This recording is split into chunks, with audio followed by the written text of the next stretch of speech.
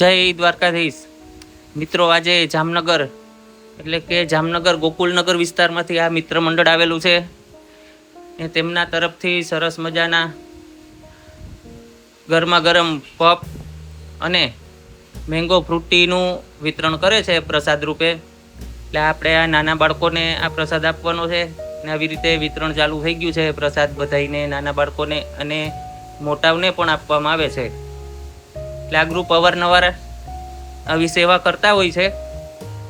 આજે મને ફોન કરીને કીધેલું કે ભાઈ અમારે આ એ બાજુ આવવું છે બાળકોની સેવા કરવા માટે, તો તમે વિડીયો બનાવવા આવવું હોય તો આવી શકો છો. એટલે આપણે નાનો એવો વિડીયો બનાવીએ છીએ.